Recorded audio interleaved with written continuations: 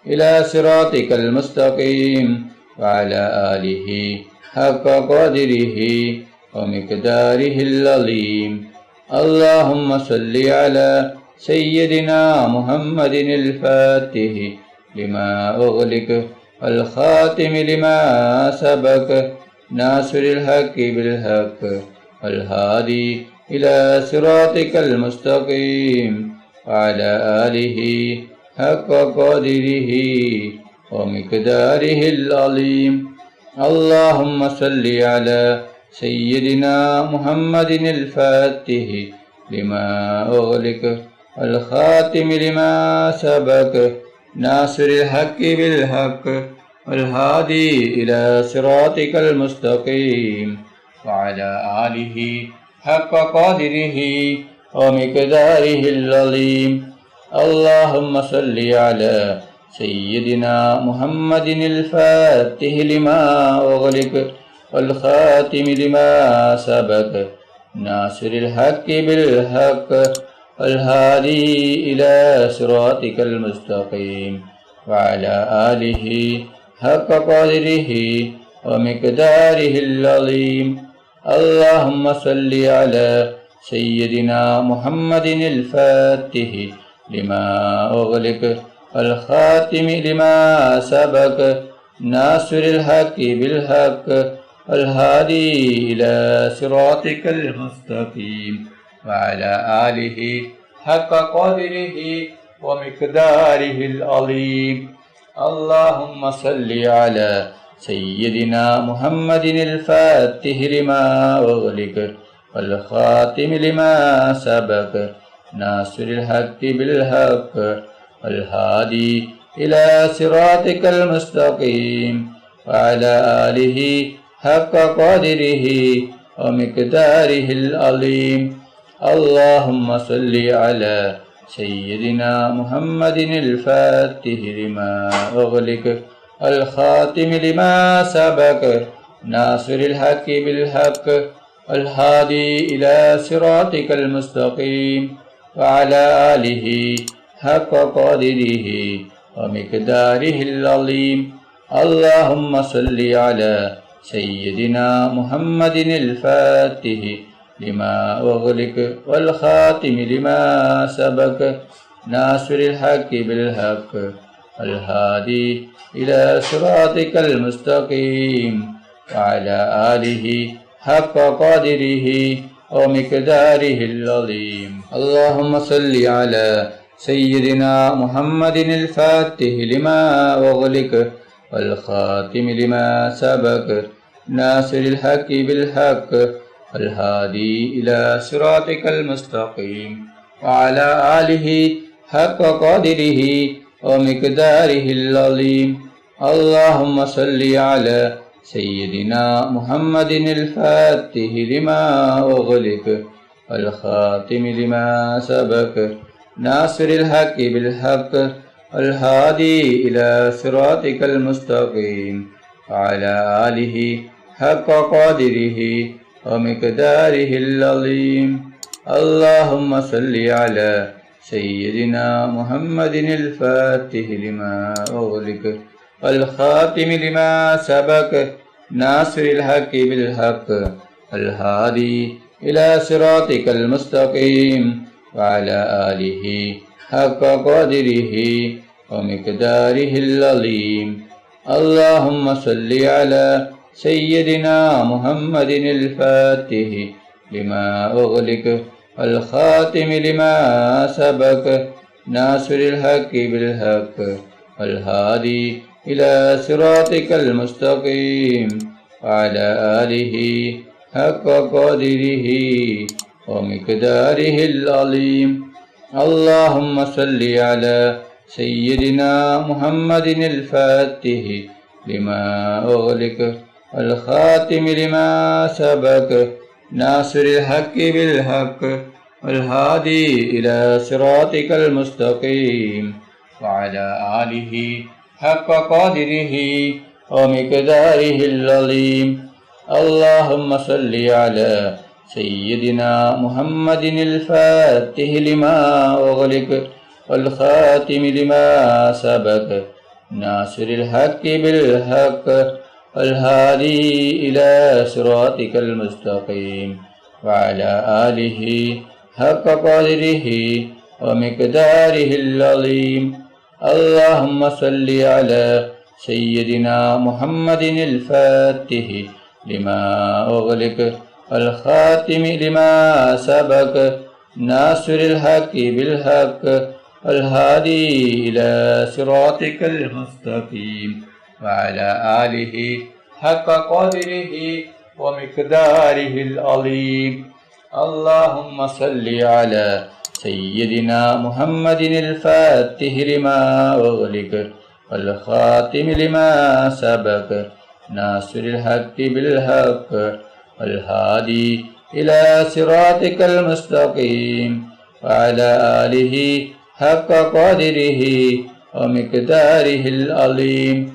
اللهم صل على سيدنا محمد الفاتح لما أغلق الخاتم لما سبق ناصر الحق بالحق الهادي إلى صراطك المستقيم وعلى آله حق قدره ومقداره العظيم.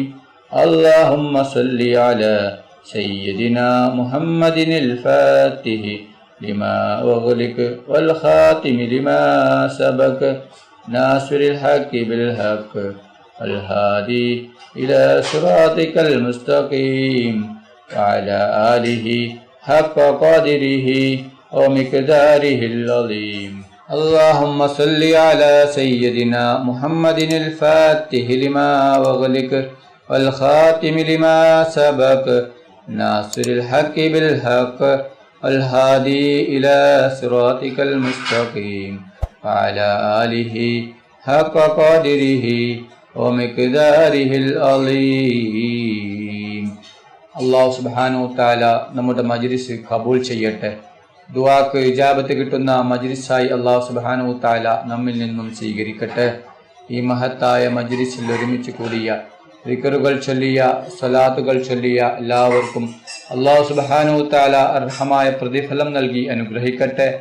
നമ്മുടെ മനസ്സിലുള്ള എല്ലാ ഉദ്ദേശങ്ങളും എല്ലാ ആഗ്രഹങ്ങളും എല്ലാ ആവശ്യങ്ങളും അല്ലാഹു സുബ്ഹാനഹു വ തആല ഈ മജ്ലിസിന്റെ ബർക്കത്ത് കൊണ്ട് ഈ ദിവസത്തിന്റെ ബർക്കത്ത് കൊണ്ട് അല്ലാഹു സുബ്ഹാനഹു വ തആല എത്രയും പെട്ടെന്ന് പൂർത്തിയാക്കി തരട്ടെ. എല്ലാ പ്രയാസങ്ങളും എല്ലാ ബുദ്ധിമുട്ടുകളും എല്ലാ ടെൻഷനുകളും എല്ലാ വിഷമങ്ങളും എല്ലാ സങ്കടങ്ങളും എല്ലാ ദുഃഖങ്ങളും എല്ലാ രോഗങ്ങളും എല്ലാ കടങ്ങളും അല്ലാഹു സുബ്ഹാനഹു വ തആല മാറ്റിത്തരട്ടെ. എല്ലാവരും ആത്മാർത്ഥമായി ആമീൻ പറയുക. ആമീൻ. അൽഹംദുലില്ലാഹ് അൽഹംദുലില്ലാഹി റബ്ബിൽ ആലമീൻ. اللهم صل على سيدنا محمد وعلى آل سيدنا محمد. അല്ലാഹുവേ, മുസ്ലിമായി ജീവിച്ച് മുസ്ലിമായി മരിപ്പിക്കുന്ന മുത്തഖീങ്ങളിൽ ഞങ്ങളെ ഉൾപ്പെടുത്തണം. അല്ലാഹ്, മുഅ്മിനായി ജീവിച്ച് മുഅ്മിനായി മരിപ്പിക്കുന്ന മുത്തഖീങ്ങളിൽ ഉൾപ്പെടുത്തണം. റഹ്മാനും റഹീമുമായ അല്ലാഹ്, മരിക്കുന്ന അവസരത്തിൽ ലാ ഇലാഹ ഇല്ലല്ലാഹ് മുഹമ്മദ് റസൂലുള്ളാഹ് എന്ന ഷഹാദത്ത് കലിമ ഉച്ചരിച്ചുകൊണ്ട് മരിപ്പിക്കുന്ന മുത്തഖീങ്ങളിൽ നീ ഞങ്ങളെ ഉൾപ്പെടുത്തണം. അല്ലാഹ്, മരിക്കുന്ന അവസരത്തിൽ പൂർണ്ണ ഈമാനോട് കൂടി സ്വർഗത്തിന്റെ ഫോട്ടോ കണ്ട് പുഞ്ചിരിച്ചുകൊണ്ട് ഷഹാദത്ത് കലിമ ചൊല്ലി മരിപ്പിക്കുന്ന മുത്തഖീങ്ങളിൽ നീ ഞങ്ങളെ ഉൾപ്പെടുത്തണം. റഹ്മാനും റഹീമുമായ അല്ലാഹ്, ഞങ്ങൾ പാപികളാണ്, ദോഷികളാണ്, ഒരുപാട് തെറ്റുകുറ്റങ്ങൾ ചെയ്തവരാണ്. അല്ലാഹ്, ഞങ്ങൾക്ക് നീ പൊറുത്തു തരണം. അല്ലാഹ്, ഞങ്ങൾക്ക് നീ മാഫാക്കി തരണം. റഹ്മാനും റഹീമുമായ അല്ലാഹ്, ഞങ്ങൾ അറിഞ്ഞും അറിയാതെയും രഹസ്യമായും പരസ്യമായും ഒരുപാട് തെറ്റുകൾ ചെയ്തവരാണ്. അല്ലാഹ്, ഞങ്ങൾക്ക് നീ പൊറുത്തു തരണം. അല്ലാഹ്, ഞങ്ങൾക്ക് നീ മാഫാക്കി തരണം. നീ ദുനിയാവിൽ തന്നെ ഈ മാഫാക്കി തരണം. ഈ മജ്ലിസ് കഴിയുന്നതിന് മുമ്പ് തന്നെ നീ മാഫാക്കി തരണം. അല്ലാഹ്, ഈ ഖബറിലേക്ക് എടുത്തു വെക്കല്ല റബ്ബേ, ആഖിറത്തിലേക്ക് നീ നീട്ടിവെക്കല്ല റഹ്മാനും റഹീമുമായ അല്ലാഹ്, ഇപ്പോൾ തന്നെ ഈ മജ്ലിസ് കഴിയുന്നതിന് മുമ്പ് തന്നെ പുറത്തു തരണം റഹ്മാന്. റഹ്മാനും റഹീമുമായ അല്ലാഹ് ഞങ്ങളുടെ ദുആ നീ സ്വീകരിക്കണം അല്ലാഹ്. നീ തട്ടിക്കളയല്ല റഹ്മാന്. റഹ്മാനും റഹീമുമായ അല്ലാഹ് ഞങ്ങളിൽ നിന്ന് പലരും മരണപ്പെട്ടു പോയിട്ടുണ്ട്. കുടുംബക്കാർ മരിച്ചു പോയിട്ടുണ്ട്, അയൽവാസികൾ മരിച്ചു പോയിട്ടുണ്ട്, നാട്ടുകാർ മരിച്ചു പോയിട്ടുണ്ട്, ഉസ്താദുമാർ മരിച്ചു പോയിട്ടുണ്ട്, ഉപ്പ മരിച്ചവരുണ്ട്, ഉമ്മ മരിച്ചവരുണ്ട്, മക്കൾ മരിച്ചവരുണ്ട്, സഹോദര സഹോദരിമാർ മരിച്ചവരുണ്ട്.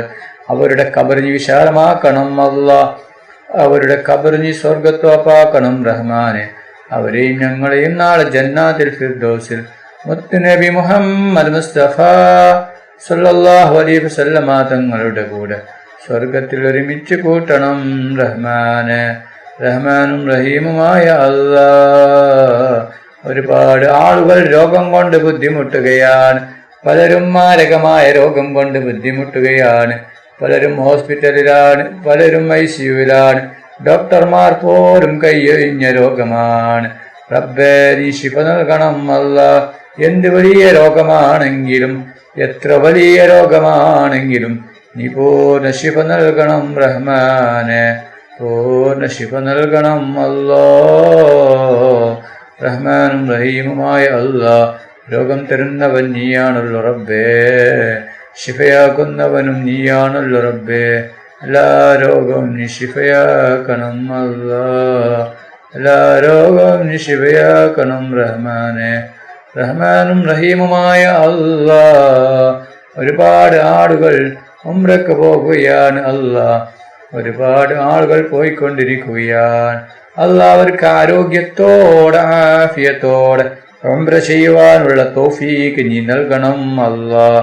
അല്ലാഹ് അവരുടെ ദുആയിൽ നീ ഞങ്ങളെ ഉൾപ്പെടുത്തണം അല്ലാഹ്. ഞങ്ങൾക്കും ഹജ്ജും ഉംറയും ചെയ്യുവാനുള്ള തൗഫീഖ് നീ നൽകണം റഹ്മാനെ. റഹ്മാനും റഹീമുമായ അല്ലാഹ് പുന്നാരി നബി മുഹമ്മദ് മുസ്തഫ സല്ലല്ലാഹു അലൈഹി വസല്ലമ തങ്ങളുടെ ഖബർ സിയാറത്ത് ചെയ്യുവാനുള്ള തൗഫീഖ് നീ നൽകണം അല്ലാഹ്. മുത്തുനബി മുഹമ്മദ് മുസ്തഫ സല്ലല്ലാഹു അലൈഹി വസല്ലമ തങ്ങളുടെ കയ്യിൽ നിന്ന് ഹൗദുൽ കൗസർ മതിവരോളം കുടിക്കുവാനുള്ള തൗഫീഖ് നീ നൽകണം റഹ്മാനെ. മുത്തുനബി മുഹമ്മദ് മുസ്തഫ സല്ലല്ലാഹു അലൈഹി വസല്ലമ തങ്ങളുടെ ശഫാഅത്തിൽ ഞങ്ങളെല്ലാവരെയും ഒരുമിച്ച് കൂട്ടണം റഹ്മാനെ. റഹ്മാനും റഹീമുമായ അല്ലാഹ് മുത്തുനബി മുഹമ്മദ് മുസ്തഫ സല്ലല്ലാഹു അലൈഹി വസല്ലമ തങ്ങളുടെ മേൽ സ്വലാത്ത് ഏറ്റി ചൊല്ലുന്ന മുത്തഖീങ്ങളിൽ നീ ഞങ്ങളെ ഉൾപ്പെടുത്തണം റഹ്മാനെ. പൊന്നാരി നബി മുഹമ്മദ് മുസ്തഫ സല്ലല്ലാഹു അലൈഹി വസല്ലമ തങ്ങളെ സ്നേഹിക്കുന്ന, ഹബ്ബ് വെക്കുന്ന, ഇഷ്ക് വെക്കുന്ന മുത്തഖീങ്ങളിൽ നീ ഞങ്ങളെ ഉൾപ്പെടുത്തണം അല്ലാഹ്. റഹ്മാനും റഹീമുമായ അല്ലാഹ് പൊന്നാരി നബി മുഹമ്മദ് മുസ്തഫ സല്ലല്ലാഹു അലൈഹി വസല്ലമ തങ്ങളെ സ്വപ്നത്തിനും ഉണർവിലും നീ ഞങ്ങൾക്ക് കാണിച്ചു തരണം അല്ലാഹ്. റഹ്മാനും റഹീമുമായ അല്ലാഹ് ഞങ്ങളെ മക്കളെ സാലിഹായ മക്കളാക്കണം അല്ലാഹ്. ദുനിയാവിലും ആഖിറത്തിലും ഉപകരിക്കുന്ന ഇനി ബോധമുള്ള മക്കളാക്കണം അല്ലാഹ്. അല്ലാഹ് ഞങ്ങളെ മക്കൾക്ക് ഓർമ്മ ശക്തിയും ബുദ്ധിശക്തിയും നീ നൽകണം അല്ലാഹ്. പരീക്ഷയിൽ ഉന്നത വിജയം നീ നൽകണം അല്ലാഹ്. പരീക്ഷ എളുപ്പമാക്കണം റഹ്മാനെ. റഹ്മാനും റഹീമുമായ അല്ലാഹ് ഞങ്ങൾ മരിച്ചാൽ ഞങ്ങൾക്ക് വേണ്ടി ദുആ ചെയ്യുന്ന, ദിക്റുകൾ ചൊല്ലുന്ന, ഖുർആൻ ഓതുന്ന സ്വലിഹായ മക്കളാക്കണം റഹ്മാനെ. റഹ്മാനും റഹീമുമായ അല്ലാഹ് കടങ്ങൾ കൊണ്ട് ബുദ്ധിമുട്ടുന്ന ഒരുപാട് പേരുണ്ട് റബ്ബേ. അല്ലാഹ് അവരുടെ കടങ്ങൾ നീ വീടിക്കൊടുക്കണം അല്ലാഹ്. എന്ത് വലിയ കടമാണെങ്കിലും, എത്ര വലിയ കടമാണെങ്കിലും റഹ്മാനും റഹീമുമായ അല്ലാഹ് ആ കടം വീടാനുള്ള വഴി നീ കാണിച്ചു കൊടുക്കണം അല്ലാഹ്. എല്ലാ കടങ്ങളും നീ വീട്ടിക്കൊടുക്കണം അല്ലാഹ്. കടക്കാരായി ഞങ്ങളാരെയും മരിപ്പിക്കല്ല റഹ്മാനെ. റഹ്മാനും റഹീമുമായ അല്ലാഹ് സ്വീകരിക്കണം അല്ലാഹ്. സ്വീകരിക്കണം റഹ്മാനെ. റഹ്മാനും റഹീമുമായ അല്ലാഹ് വീടില്ലാതെ കഷ്ടപ്പെടുന്ന ഒരുപാട് പേരുണ്ട് റബ്ബേ. അവർക്ക് ഹൈറായ വീട് കൊടുക്കണം അല്ലാ. വർഷങ്ങളായി വാടക വീട്ടിൽ താമസിക്കുന്നവരുണ്ട് അല്ലാ, അവർക്ക് വീട് കെട്ടാനുള്ള എല്ലാ വഴികളും നീ തുറന്നു കൊടുക്കണം റഹ്മാനെ. റഹ്മാനും റഹീമുമായ അല്ലാ, വീടിന്റെ പണി തുടങ്ങിയിട്ടും പൂർത്തിയാക്കാൻ പറ്റാത്ത ഒരുപാട് ആളുകളുണ്ട് റബ്ബേ. അവരുടെ വീടിന്റെ പണി എത്രയും പെട്ടെന്ന് പൂർത്തിയാക്കി കൊടുക്കണം അല്ലാ. റഹ്മാനും റഹീമുമായ അല്ലാ, ജോലിയില്ലാത്തവർക്ക് നീ ഹൈറായ ജോലി കൊടുക്കണം അല്ലാ. ഉള്ള ജോലിയിൽ നീ ബർക്കത്ത് ചൊരിയണം റഹ്മാനെ. മക്കളില്ലാത്തവർക്ക് സ്വാലിഹായ മക്കളെ കൊടുക്കണം അല്ലാ. ഒരുപാട് സഹോദരിമാർ ഗർഭിണികളാണ് റബ്ബേ, അവർക്ക് നീ സുഖപ്രസവം നീ കൊടുക്കണം അല്ലാ. അവർക്ക് നീ സ്വാലിഹായ മക്കളെ കൊടുക്കണം അല്ലാ. ഉള്ള മക്കളെ നീ സ്വാലിഹായ മക്കളാക്കണം റഹ്മാനെ. റഹ്മാനും റഹീമുമായ അല്ലാ, ഒരുപാട് പേർ ദുആ കൊണ്ട് വസിയ്യത്ത് ചെയ്തിട്ടുണ്ട് റബ്ബേ. അവരുടെ എല്ലാ ഹലാലായ ഉദ്ദേശങ്ങളും ആഗ്രഹങ്ങളും നീ പെട്ടെന്ന് പൂർത്തിയാക്കി കൊടുക്കണം അല്ലാ. അവരുടെ എല്ലാ വിഷമങ്ങളും പ്രയാസങ്ങളും ബുദ്ധിമുട്ടുകളും സങ്കടങ്ങളും നീ മാറ്റിക്കൊടുക്കണം റഹ്മാനെ. റഹ്മാനും റഹീമുമായ അല്ലാ, നിങ്ങളുടെ ദുആ നീ സ്വീകരിക്കണം റബ്ബേ, സ്വീകരിക്കണേ റബ്ബേ. ربنا تقبل منا إنك أنت السميع العليم وتب علينا إنك أنت التواب الرحيم. آمين آمين آمين برحمتك يا أرحم الراحمين. صلى الله تعالى وسلم على خلقه سيدنا محمد وصحبه أجمعين. سبحان ربك رب العزة عما يصفون وسلام على المرسلين الحمد لله رب العالمين. صلى الله على محمد صلى الله عليه وسلم. صلى الله على محمد صلى الله عليه وسلم. صلى الله على محمد صلى الله عليه وسلم. صلى الله على محمد صلى الله عليه وسلم. صلى الله على محمد صلى الله عليه وسلم. صلى الله على محمد صلى الله عليه وسلم. صلى الله على محمد صلى الله عليه وسلم. صلى الله على محمد صلى الله عليه وسلم. صلى الله على محمد صلى الله عليه وسلم. اللهم صل على محمد يا رب صل عليه وسلم. നിങ്ങളെല്ലാവരും എനിക്കും കുടുംബത്തിനും വേണ്ടി ദുആ ചെയ്യണമെന്ന വസിയത്തോടെ അസ്സലാമു അലൈക്കും വറഹ്മത്തുള്ളാഹി വബറകാതുഹു.